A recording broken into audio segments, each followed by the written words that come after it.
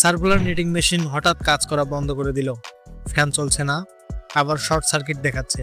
কিভাবে সমস্যাটা ধরলাম আর কিভাবেই বা ঠিক করলাম সেটাই এখন সম্পূর্ণ ভিডিও জুড়ে আপনাদের দেখাবো। মেশিন অপারেটর আমাকে জানায় হঠাৎ করেই মেশিন কাজ করা বন্ধ করে দেয়।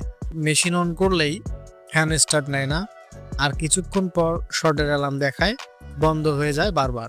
তাই আমি প্রথমেই কন্ট্রোলারটি মেশিন অপারেটরের কাছ থেকে আমার সার্ভিসিং টেবিলে নিয়ে আসি। সর্বপ্রথম পাওয়ার দিয়ে দেখব আমরা আরো কোনো সমস্যা আছে কিনা, নাকি অপারেটরের বলা কথাগুলোই শুধু সমস্যা আছে। প্রাথমিকভাবে আমার সার্ভিসিং টেবিলেই পাওয়ার দেওয়ার ব্যবস্থা আছে।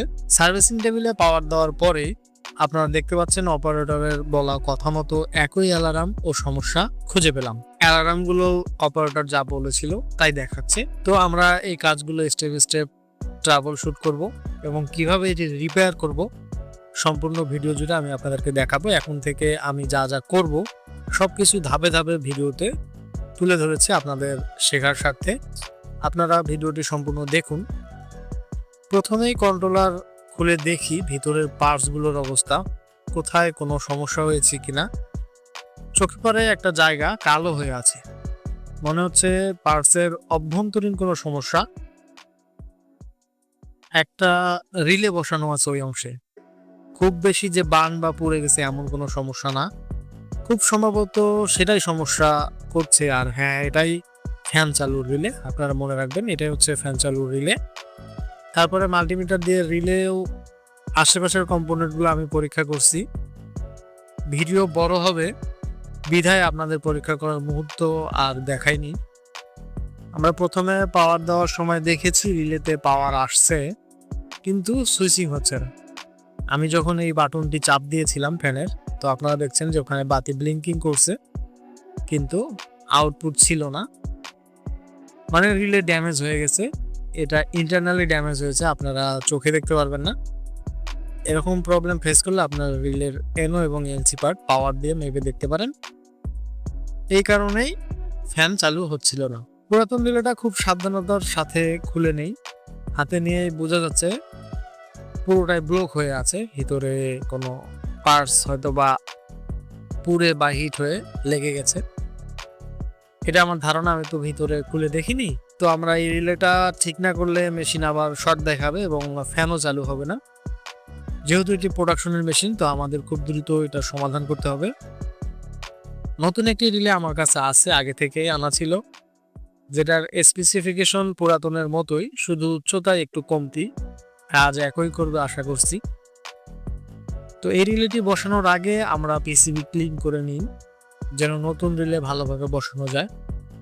তারপর নতুন রিলে বসিয়ে দেখেন আমি কিন্তু নিখুঁতভাবে এখানে সোল্ডারিং করতেছি। সোল্ডারিং এর পর পুরো বোর্ড আবার একবার চেক করে নেবেন আপনারা, আমিও অলরেডি চেক করে নিছি।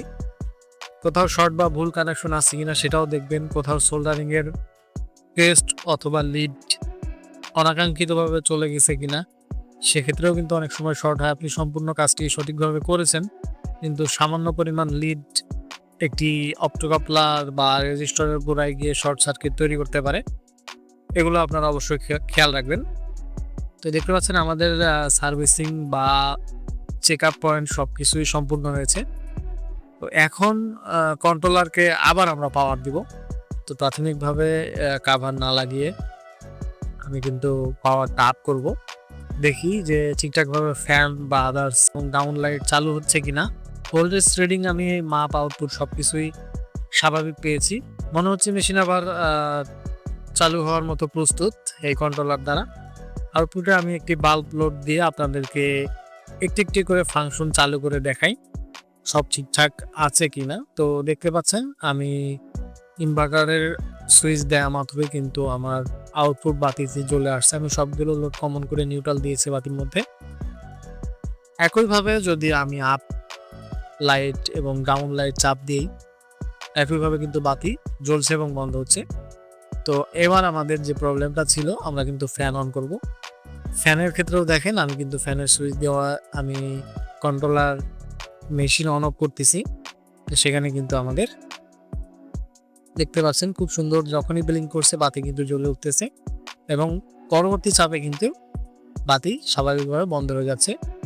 আর প্রথমে আপনারা যে দেখেছিলেন শর্ট সার্কিট অ্যালার্ম চলে আসতো একদম সর্বশেষ নিচে, সেই অ্যালার্ম কিন্তু এখন আর নেই, সবকিছু স্বাভাবিক হয়েছে। তো বন্ধুরা, আপনারা চাইলে এভাবেই কিন্তু মেশিনের কন্ট্রোলার খুব সুন্দরভাবে নিজেরাই ঘরে বসে অথবা সার্ভিসিং টেবিলে বসে বা আপনার ওয়ার্ক স্পেসে বসে কিন্তু খুব সহজে সমাধান করতে পারবেন।